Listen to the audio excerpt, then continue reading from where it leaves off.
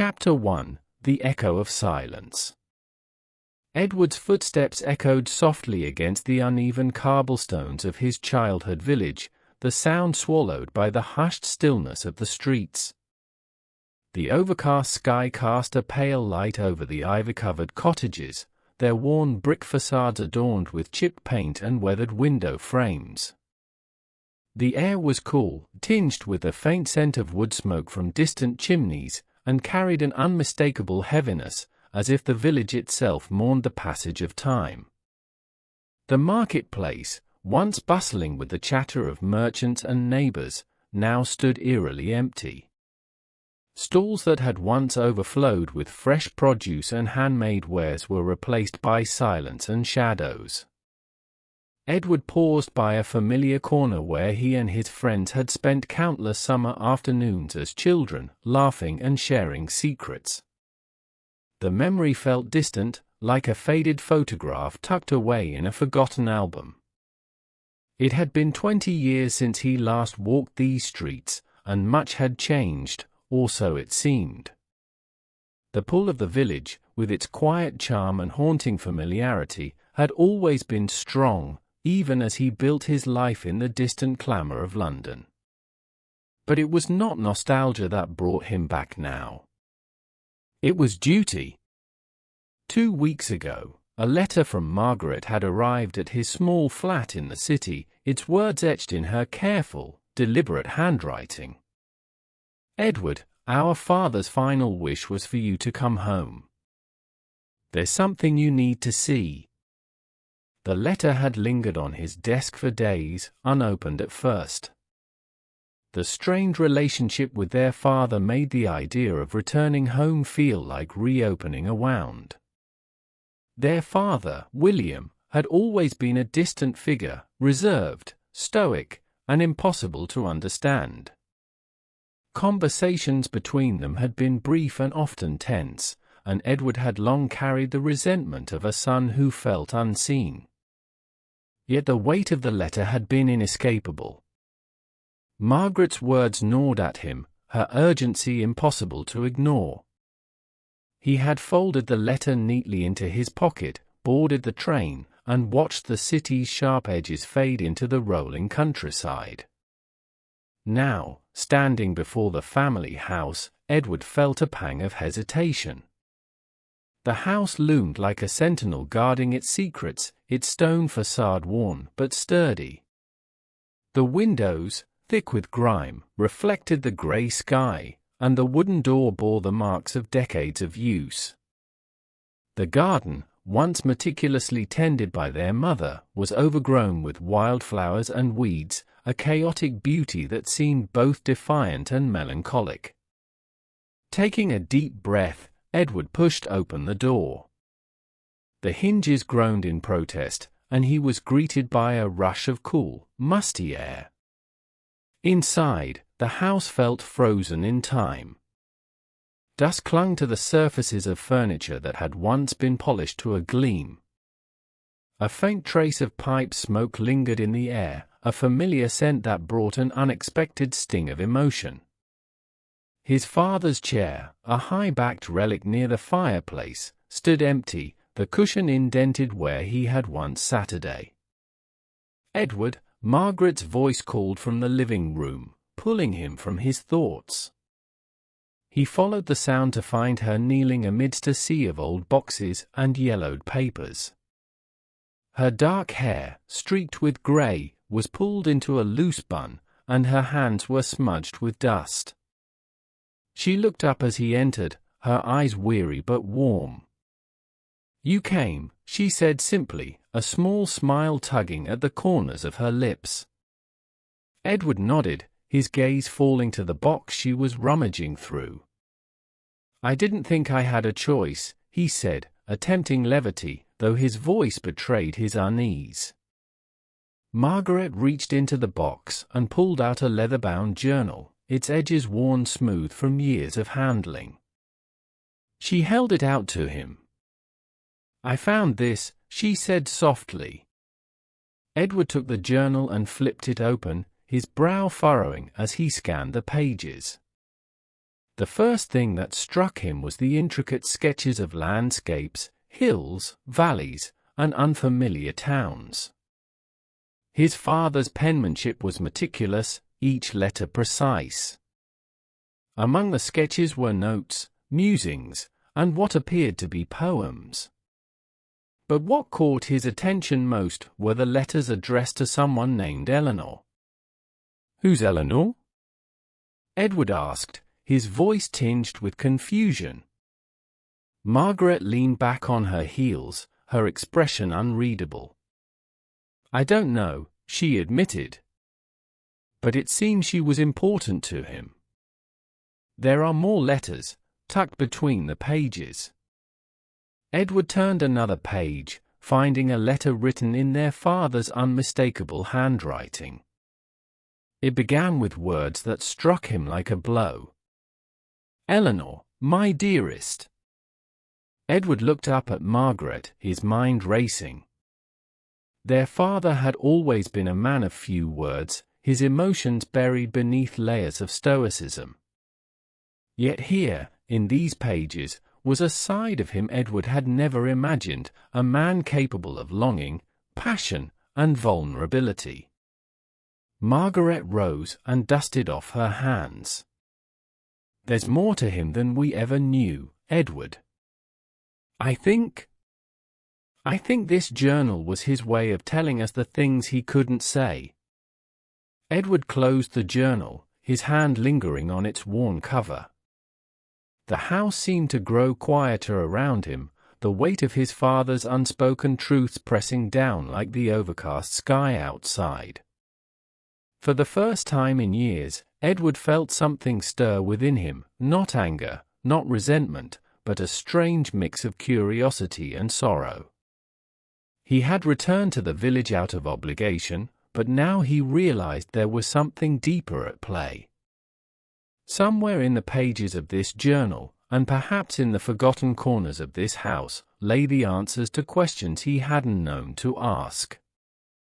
And for the first time, Edward wondered if he had truly understood his father at all. Chapter 2: Threads of the Past. The journal rested heavy in Edward's lap, its leather cover softened by time, its spine cracked from years of wear. Each turn of a page revealed more of his father's inner world, a place Edward had never been privy to. The sketches were unlike anything he'd seen his father create before, delicate, intricate, and imbued with a sense of yearning. Drawings of serene countryside vistas, windswept cliffs, and quiet meadows filled the pages, as though capturing moments of a life unlived. Edward's brows furrowed as he traced the lines of a sketch depicting a grand, crumbling estate. The name beneath it was written in careful script, Holloway Grange. Next to it, a note read, where it all began, and where it must end. The journal wasn't just a collection of sketches, it was a map of memories, each one tied to a place Edward had never heard of or visited. But what unsettled him most were the letters. Folded between the pages, they were addressed to a woman named Eleanor, a name that struck no chord of recognition, yet seemed to pulse with significance. "Who was Eleanor?" Edward asked, breaking the heavy silence in the room. His voice held a mixture of disbelief and something deeper, something more fragile. Margaret sat by the fireplace, her eyes fixed on the flames as if searching them for answers. Her shoulders slumped slightly, the weight of her own memories pressing down on her. "She was his first love," she said after a long pause. "Before Mum." Edward's frown deepened. "Why didn't we know about her?" Margaret turned to look at him, her face softened by a mixture of sympathy and sadness. "He told me about her once, years after you left. It was one of the few times he ever opened up to me. They were engaged. He loved her deeply, more than I think we'll ever understand. But something happened, and she disappeared. He never spoke of her again, not to Mum, not to anyone. Except in this journal, it seems. The revelation landed heavily on Edward. The father he had known, or thought he had known, was a man of discipline, restraint, and practicality.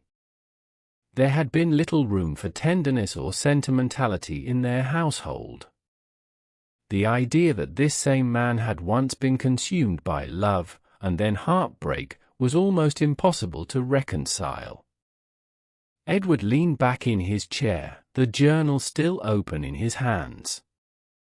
So, he spent his life searching for her, he asked, his tone skeptical but not unkind. Margaret nodded slowly. Yes. Quietly, though.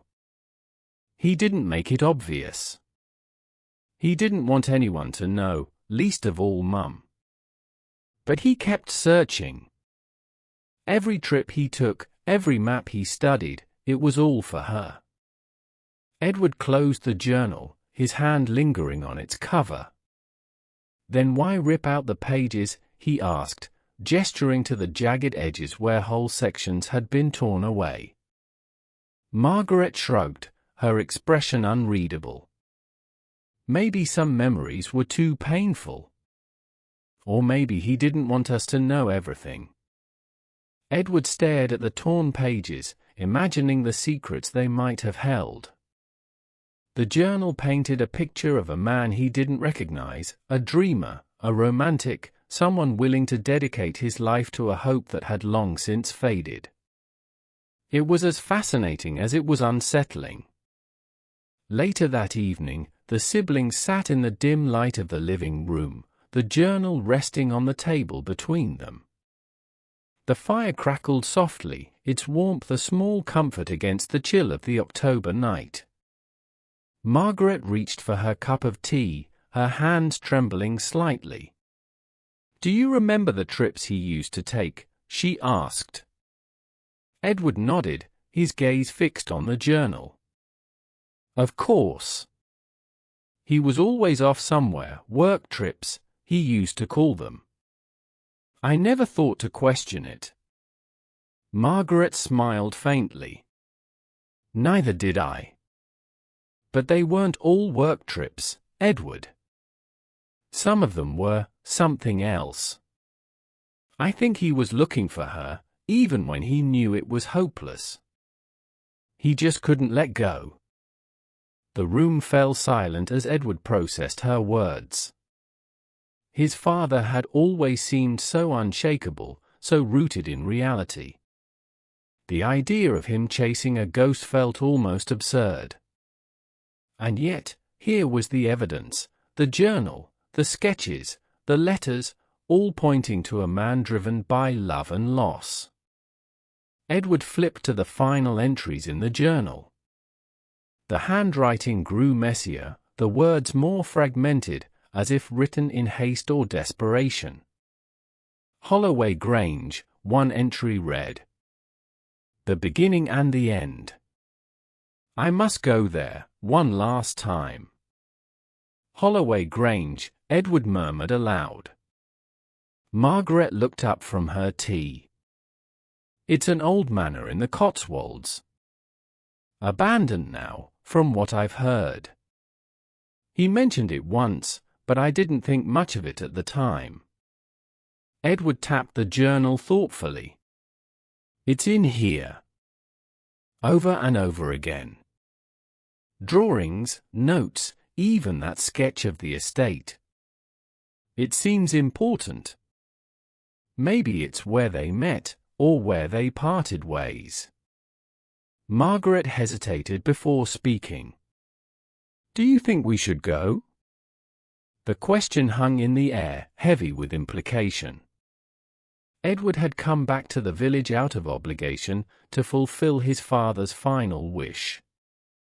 But this was something else entirely.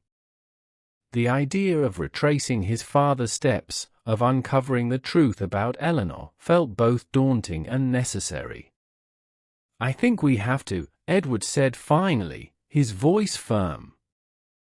If this was so important to him, then we owe it to him, and to ourselves, to find out why. Margaret nodded, a flicker of determination in her eyes. Then we'll go. Tomorrow. As the fire burned low and the house settled into quiet, Edward sat alone with the journal, running his fingers over the worn leather cover. He had always thought he understood his father, or at least, understood enough to keep him at arm's length. But now, for the first time, he realized how little he truly knew. The threads of the past were unraveling before him, leading to a place he had never expected. And though he didn't know what they would find at Holloway Grange, he felt certain that whatever awaited them would change everything. Chapter 3: The Journey Within. The drive to the Cotswolds was quiet, the only sounds the hum of the car and the occasional crunch of leaves beneath the tires. The countryside was alive with autumn's fiery hues, the trees ablaze with red, orange, and gold. Edward kept his eyes on the road, but his thoughts wandered. The journal sat on the dashboard, its weight more symbolic than physical. Margaret sat beside him, her gaze drifting out the window. The landscapes they passed seemed like they belonged in their father's sketches. Every winding road, every stone wall and grazing sheep, felt like a piece of a puzzle they were only beginning to understand. "Do you think we'll find anything?" Margaret asked, breaking the silence. Edward hesitated. "I don't know. But whatever we find, it feels like something we need to see through." When they arrived at Holloway Grange, the sight took their breath away. Once a grand estate, the manor now stood as a haunting relic of the past. Ivy crept like green veins across its crumbling stone facade, and shattered windows glinted like jagged teeth in the afternoon light. The iron gates hung ajar, their rusted hinges groaning as Edward pushed them open.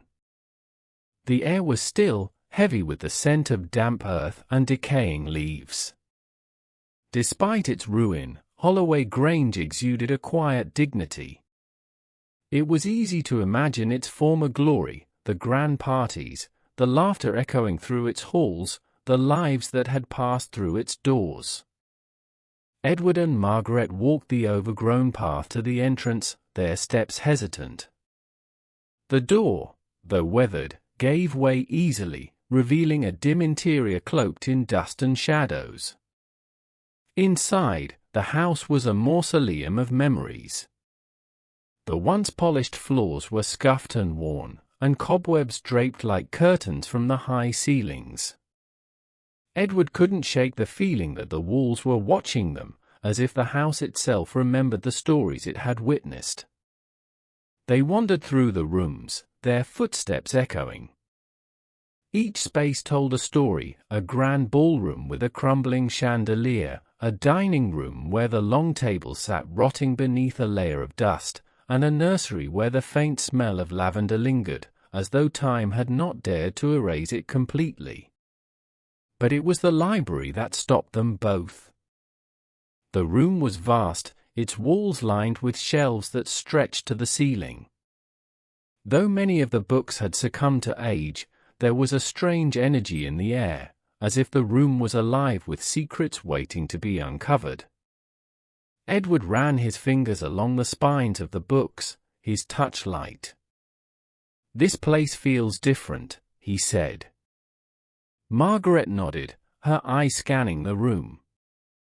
"There's something here. I can feel it." As if guided by instinct, Edward approached the large wooden desk at the center of the room. It was ornately carved, its surface covered in dust, but otherwise intact.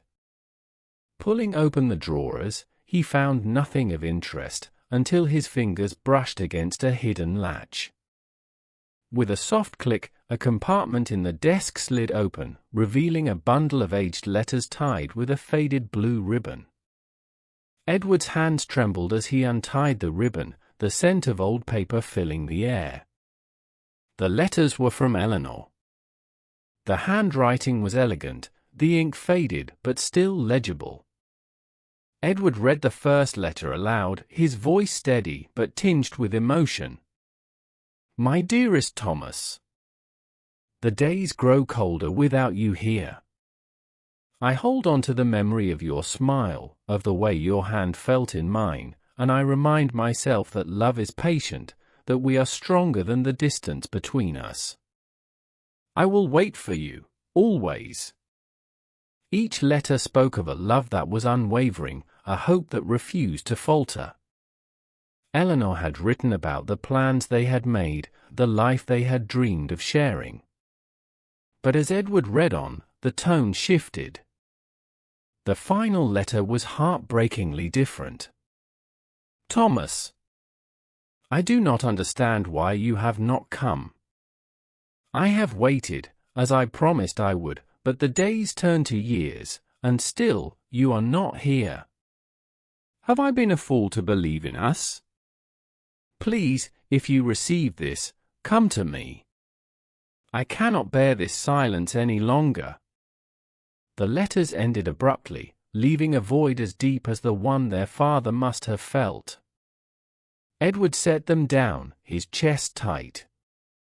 She waited for him, Margaret said softly, her voice thick with emotion. As they left the manor, the siblings were approached by an elderly man tending to the overgrown gardens. He wore a flat cap and a weathered expression, his hands gnarled from years of labor. Can I help you? He asked, his voice gravelly but kind. Edward hesitated, then showed him one of the letters. We're looking for information about Eleanor. She lived here once, didn't she? The man squinted at the name, his expression softening. Eleanor. A tragic tale, that one. She was a kind soul, full of life. She waited here for years, hoping your father would come back. But he never did. Margaret gasped. Waited? She thought he abandoned her? The man nodded solemnly. That's what she believed. But life can be cruel. Sometimes, the paths we mean to take aren't the ones we end up on. Edward's heart ached at the realization. Their father had spent his entire life searching for Eleanor, never knowing that she had been here, waiting for him. The tragedy of it was almost unbearable. What happened to her? Edward asked, his voice barely above a whisper. The man sighed. She stayed as long as she could. But one day, she simply disappeared. Some say she left to start anew. Others believe the heartbreak was too much for her. As they drove back to the village, Edward stared out the window, the letters clutched in his lap. The landscape blurred past, but his mind was elsewhere, piecing together a story of love, loss, and miscommunication. For the first time, Edward felt a deep connection to his father, a man he had always seen as distant and cold, but who had been carrying an unimaginable weight. And though the answers they had found were painful, they had brought him closer to understanding the man his father truly was. Do you think she ever found peace? Margaret asked, breaking the silence. Edward didn't answer immediately. I hope so, he said finally. And I hope he did too, in his own way. The journey had revealed more than just the story of their father and Eleanor. It had uncovered a legacy of love and resilience, one that Edward and Margaret now carried forward in their hearts. Chapter 4: Forging New Paths. The village welcomed Edward and Margaret back as if time itself had bent to accommodate their return. Familiar faces greeted them in the marketplace, nodding in quiet acknowledgement of their shared history. Though the cobblestone streets and ivy-covered cottages remained unchanged, Edward felt something different within himself, a sense of connection that he hadn't realized he had been missing. Back in their family home, Edward and Margaret set about unpacking not just the physical relics of their father's life, but also the emotions tied to them. The journal, the letters, and their visit to Holloway Grange had painted a vivid picture of a man who had loved deeply and lost tragically. It wasn't the portrait Edward had grown up with, but it was one that felt profoundly real. Margaret, always the more creative of the two, found herself inspired in unexpected ways. She unearthed her old easel from the attic and began painting again. Her first work was a sweeping depiction of Holloway Grange, framed in fiery autumn colors. "This place has stories, Edward," she said one afternoon, her brush gliding across the canvas. "It's not just about Dad and Eleanor. It's about all the people who've loved, lost, and lived here." Edward watched her, marveling at her ability to transform emotion into art. "You're right," he said. "But it's up to us to carry those stories forward, not let them weigh us down." For Edward, the act of moving forward was more tangible. He threw himself into restoring the family home. The creaking floorboards were sanded down and polished, the peeling wallpaper was replaced with fresh coats of paint. He repaired the garden fence and planted new roses alongside the ones their mother had loved so dearly. The house began to feel less like a repository of memories and more like a space where life could flourish again. One evening, as Edward was sorting through an old chest, he discovered an envelope tucked beneath a stack of yellowed newspapers. The handwriting on the front was unmistakable, their father's. Edward opened it with trembling hands, his breath catching as he read the words within. Edward. If you're reading this, it means you've come back, and for that, I am grateful. I know I wasn't the father you needed. My heart was trapped in the past, tied to memories I couldn't let go of. I was a man living in shadows, and for that, I am sorry. But you are not me. Your life is yours to shape, unburdened by my mistakes. If you ever find Eleanor or her memory, honor it. Not with guilt, but with hope. Love deeply, my son, and live fully. It's never too late to find your way back. The letter hit Edward like a wave, washing over years of resentment and misunderstanding. His father's love had always been there, buried beneath layers of pain and silence. Edward folded the letter carefully, placing it in his pocket. For the first time in years, he felt the heavy weight on his shoulders lift, replaced by a quiet resolve. The following days marked a turning point. Edward began reaching out to old friends, some of whom he hadn't spoken to since he left the village 2 decades ago. The conversations were tentative at first, but they grew warmer as the barriers of time and distance crumbled. Margaret, too, found her own ways to reconnect. Her paintings began to draw attention, and soon she was holding small exhibitions in the village.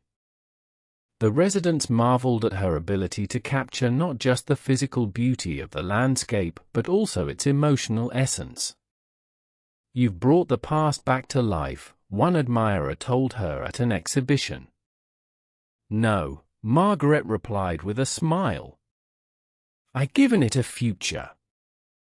One late afternoon, as the sun dipped low on the horizon, Edward stood in the garden, the scent of blooming roses thick in the air. The sky was awash with hues of orange and pink, and a gentle breeze rustled the leaves. He looked out across the rolling hills beyond the village, his thoughts drifting to Eleanor. Though he would never know the full extent of her story, he felt a deep sense of peace. Her memory, intertwined with his father's, had not been lost, it had been found and honored in ways he hadn't expected. Margaret joined him, her hand streaked with paint. "It's beautiful, isn't it?" she said, gesturing to the sunset. Edward nodded. "It is. And it feels right. Like we're where we're supposed to be." She smiled. "Dad would be proud, you know. Not just of the house or the paintings. Of us." Edward glanced at her, a rare softness in his eyes. "Maybe.